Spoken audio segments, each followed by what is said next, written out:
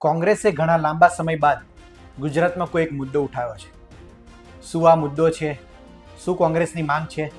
તે વિશે આજે વાત કરીશું. નમસ્કાર, ગુજરાત તક સાથે હું પૂર્વિન સુથાર. ગુજરાતમાં કોંગ્રેસ ઘણા લાંબા સમયથી શાંત છે. રાજ્ય સરકાર સમક્ષ કોઈ મોટું આંદોલન થયું હોય કે વિરોધ થયું હોય તેવું ઘણા સમયથી બન્યું નથી. ત્યારે કોંગ્રેસે રાજ્ય સરકાર સમક્ષ એક નવા મુદ્દે માંગ કરી છે. વાત છે જીપીએસસી પરીક્ષાની પદ્ધતિ પર. કોંગ્રેસે જીપીએસસી પરીક્ષા પદ્ધતિમાં ફેરફાર થયો છે તેને લઈને સવાલ ઉઠાવ્યા છે. જીપીએસસીની વર્ગ 1 અને 2ની પરીક્ષાની વાત કરીએ તો આ પરીક્ષા પદ્ધતિમાં હવે 50% મૂલ્યાંકન મૌખિક પરીક્ષાનું થશે અને 50% મૂલ્યાંકન લિખિત પરીક્ષાનું થશે. આ પદ્ધતિ પર કોંગ્રેસે સવાલ ઉઠાવ્યા છે. કોંગ્રેસે જણાવ્યું છે કે આ પરીક્ષા પદ્ધતિના કારણે વિદ્યાર્થીઓને અન્યાય થાય છે. તેઓ જે લેખિતમાં પરીક્ષા આપે છે અને ત્યારબાદ તેમનું મૂલ્યાંકન 50% જે આ મૂલ્યાંકન છે તે ખૂબ વધારે છે અને તેની માટે પેનલ નક્કી કરે છે કે વિદ્યાર્થીને આ 50%માંથી કેટલા ગુણ આપવા તે પેનલની સર્વસંમતિથી નક્કી થાય છે. તો આ મૂલ્યાંકન જે છે 50% એ ખૂબ વધારે છે. અન્ય રાજ્યોમાં પણ આટલું મૂલ્યાંકન નથી હોતું. કોંગ્રેસે અન્ય રાજ્યની પણ વાત કરી કે ઉત્તર પ્રદેશ રાજ્ય છે, મહારાષ્ટ્ર છે, છત્તીસગઢ છે, તમિલનાડુ છે, હરિયાણામાં છે, તેમાં પણ વધુમાં વધુ મેક્સિમમ મૂલ્યાંકન 10થી 12% જેટલું જ થતું હોય છે. ત્યારે રાજ્ય સરકારે આ જે મૂલ્યાંકન પદ્ધતિ છે જીપીએસસીની 50% એ ખૂબ વધારે છે. આ મૂલ્યાંકન ઓછું થવું જોઈએ, એટલે કે મૌખિક આધારિત જે 50% મૂલ્યાંકન થાય છે તેને ઘટાડીને 10થી 12% જેટલું જ હોવું જોઈએ તે કોંગ્રેસે માંગ કરી છે. જાણીએ મનીષ દોશીએ શું કહ્યું. ગુજરાતની અંદર વર્ગ 1-2 સહિતની ભરતી માટેની પ્રક્રિયા માટે ગુજરાત જાહેર સેવા આયોગ દ્વારા જે નીતિ નિયમો બનાવવામાં આવ્યા છે, લેખિત પરીક્ષાના 50% ભાણાંક અને મૌખિકનો 50% ભાણાંક, અને એનો જ્યારે સરવાળો કરીને જ્યારે વિવિધ પરીક્ષાઓના પરિણામોની આપણે તપાસ કરીએ તો આપણને સ્પષ્ટપણે ઉડીને આંખે વળગે તે પ્રકારે ગુજરાતના યુવાન યુવતીઓને નુકસાન થઈ રહ્યું છે. સમગ્ર દેશની અંદર જુદા જુદા જાહેર સેવા આયોગો, પબ્લિક સર્વિસ કમિશન, તેના પણ નિયમો સ્પષ્ટપણે એમાં પણ ઇન્ટરવ્યૂનું ભાણાંક 10%થી લઈને 15%ની આસપાસ હોય છે. જ્યારે ગુજરાતમાં ઇન્ટરવ્યૂના ભાણાંક 50% આપવામાં આવ્યા છે, જે ગુજરાતના યુવાન યુવતીઓને મોટા પાયે નુકસાન થઈ રહ્યું છે. શિક્ષણ વિભાગની ભરતીમાં જે ભરતી કેલેન્ડર આવ્યું, સરકારી વિજ્ઞાન, વાણિજ્ય અને વિજ્ઞાન કોલેજોમાં મદદનીશ પ્રાધ્યાપકો માટેની ખાલી જગ્યાઓ પર ભરતી માટે, એટલે કે આસિસ્ટન્ટ પ્રોફેસરની 426 જગ્યા પર ભરતી કરવા માટેની સરકારે કેલેન્ડરમાં ઉલ્લેખ કર્યો છે. છેલ્લા 5 વર્ષથી આસિસ્ટન્ટ પ્રોફેસરની ભરતીની નવી જાહેરાત કોઈ પણ કરવામાં આવી નથી. એટલે કે સરકારી વાણિજ્ય, વિજ્ઞાન અને વિજ્ઞાનની કોલેજો અધ્યાપકો વિના ચાલી રહી છે.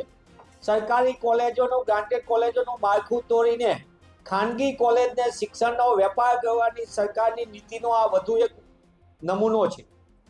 રાજ્યમાં સરકારી વિજ્ઞાન, વાણિજ્ય અને વિજ્ઞાન કોલેજમાં 24% કરતાં વધુ જગ્યાઓ પ્રાધ્યાપકોની ખાલી છે. સરકારશ્રી ગુજરાત પબ્લિક સર્વિસ કમિશન સાથે ભરતી માટેનું સંકલન કરીને તાત્કાલિક જાહેરનામું બહાર પાડવું પડે. કેલેન્ડરમાં તો ઉલ્લેખ છે પણ જાહેરનામું બહાર નથી પાડ્યું હજી સુધી. અને આ ભરતીની અંદર જે 50% ભાણાંક છે ઇન્ટરવ્યુના, એ પણ તાત્કાલિકપણે ઘટાડીને 10%થી 13% જેટલું જ કરવું જોઈએ. કારણ કે રાજ્યની અંદર આ ભાણાંકના કારણે ઉચ્ચ ગુણવત્તા ધરાવતા યુવાન યુવતીઓને અન્યાય થઈ રહ્યો છે. આપની સમક્ષ એ પણ કહેતા હું વિગતો સાથે કહી રહ્યો છું કે ઉત્તર પ્રદેશની અંદર ઉચ્ચતર શિક્ષા સેવા આયોગ, એમાં ઇન્ટરવ્યુનું ભાડાંક 13.4% છે, 13.04%. મધ્યપ્રદેશ લોકસેવા આયોગ 11.11% છે. રાજસ્થાન લોકસેવા આયોગ 10.71% છે. હરિયાણા લોકસેવા આયોગ 12.5% છે. છત્તીસગઢ લોકસેવા આયોગ 9.09% છે. તામિલનાડુની અંદર પણ ટીચર્સ રિક્રુટમેન્ટ બોર્ડ છે 13.04% છે. આવા રાજ્યોના અલગ અલગ ઉદાહરણ આપવા પાછળનો આશય એ છે કે ગુજરાત હંમેશા દેશને દિશા આપવાની આપણે વાત કરતા હોય ત્યારે સરકારની ફરજ બને છે હકીકતલક્ષી ગુજરાતના યુવાન યુવતીઓને ન્યાય મળે. આ સાથે ગુજરાત પબ્લિક સર્વિસ કમિશનમાં 2018માં એક યુવાન દ્વારા સંપૂર્ણપણે વિગતવાર આરટીઆઈ કરવામાં આવેલી. તેમાં પણ જે જાહેર સેવા આયોગે વિગત આપી છે 2008ના મૌખિક ઇન્ટરવ્યુના યોજાઈ ગયા હતા, એમાં પણ કહેવામાં આવ્યું કે એકંદર દેખાવ, રૂબરૂ મુલાકાતના ઉમેદવારના એકંદર દેખાવના આધારે ઓવરઓલ પરફોર્મન્સના આધારે છે. બીજું, રૂબરૂ મુલાકાતના ગુણ કમિટીના સભ્યો વચ્ચે વિભાજન કરવામાં નથી આવતું. તમામ સાથે મળીને છેલ્લે ચર્ચા વિચારણા બાદ સર્વસંમતિથી ગુણ આપે છે. તમે વિચાર કરો, સર્વસંમતિથી ગુણ આપવામાં આવે. એસેસમેન્ટ કેવી રીતે ભાઈ અલગ અલગ કરે ઇન્ટરવ્યુમાં, તો એ કઈ રીતે હોઈ શકે?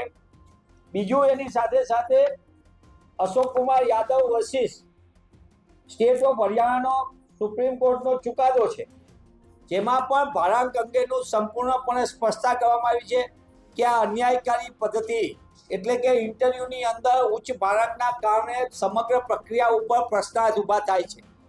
એટલે કે ભાડાંકની પદ્ધતિ ગેરકાનૂની છે, ગેરબંધારણીય છે, અન્યાય કરતા છે. એટલે એને તાત્કાલિકપણે આ ભાડાંક પદ્ધતિને રદ કરવામાં આવે છે હરિયાણા પૂરતી. અને સુપ્રીમ કોર્ટે એના જજમેન્ટમાં પણ સ્પષ્ટપણે લખ્યું છે કે અન્ય રાજ્યો પણ આ ભાડાંકની પદ્ધતિમાં જે અન્યાય કરતા છે તેમાં સુધારો કરીને પારદર્શક પદ્ધતિ અપનાવે. આ અંગે કોંગ્રેસ પક્ષ ગુજરાતના હજારો યુવાન યુવતીઓ જે MA, M.Com, MSc, PhD, net slate pass થયેલા હોય અને ગુજરાતની શૈક્ષણિક વ્યવસ્થામાં આસિસ્ટન્ટ પ્રાધ્યાપક તરીકે સરકારી વિજ્ઞાન કોલેજ, વાણિજ્ય કોલેજ અને વિજ્ઞાન કોલેજમાં પોતે અધ્યાપક તરીકે કામ કરવા માટે પ્રતિબદ્ધતાથી શૈક્ષણિક ઉચ્ચ લાયકાત ધરાવતા યુવાન યુવતીઓને ન્યાય મળે તે માટે કોંગ્રેસ પક્ષ સંપૂર્ણપણે ગુજરાત સરકાર સમક્ષ આ મુદ્દાને ઉઠાવશે.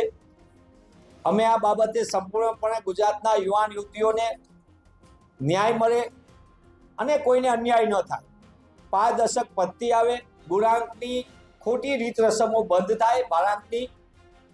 અને આ ભાડાંકના આધારે સ્પષ્ટપણે વારંવાર ગુજરાતના યુવાન યુવતીઓએ પણ ગુજરાત જાહેર સેવા આયોગને પણ રજૂઆત કરી છે, મુખ્યમંત્રી શ્રી સમક્ષ પણ રજૂઆત કરી છે. વર્ષો સુધી ભરતી નહીં કરવાની, ભરતી કરે તેમાં અન્યાયકારી ભરતી કરવાની, ભરતીની અંદર ગોલમાલ ગેરરીતિ નહીં કરવાનું.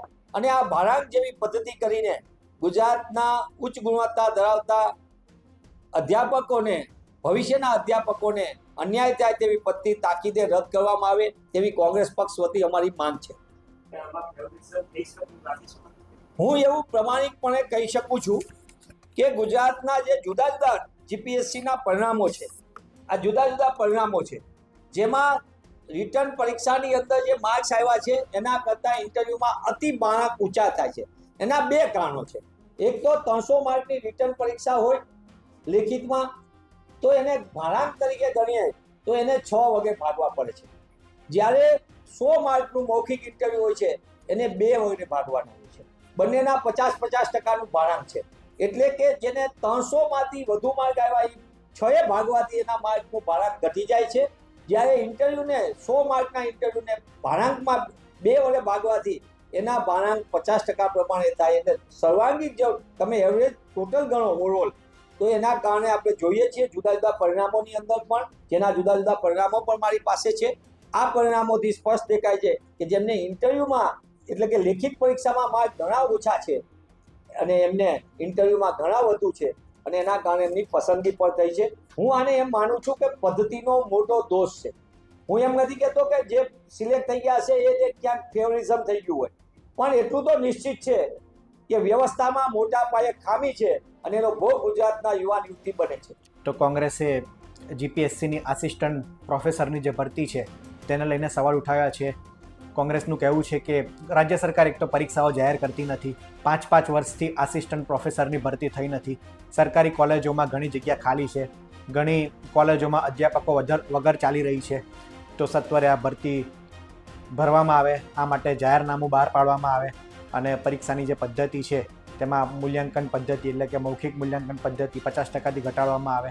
રાજ્યની અનેક વિજ્ઞાનને સંબંધિત કોલેજો અને વાણિજ્ય વિભાગની કોલેજોમાં પ્રોફેસરોની ભરતી થઈ નથી અને ભરતી થાય છે તો પણ ઉમેદવારોને અન્યાય થાય તે પ્રકારની રાજ્ય સરકાર ભરતી કરે છે. આ ભરતી પદ્ધતિમાં ફેરફાર કરવામાં આવે અને મૌખિક મૂલ્યાંકનની ટકાવારી ઘટાડવામાં આવે એવી કોંગ્રેસે માંગ કરી છે. તો આ કોંગ્રેસની માંગને લઈને રાજ્ય સરકાર કેટલું ધ્યાન દોરે છે, શું મૂલ્યાંકનની પદ્ધતિમાં ઘટાડો થાય છે કે નહીં તે જોવાનું રહ્યું. આ અંગે આપનું શું માનવું છે તે અમને કોમેન્ટ બોક્સમાં જરૂર જણાવશો. આ વિડીયોમાં હાલ આટલું જ. નમસ્કાર.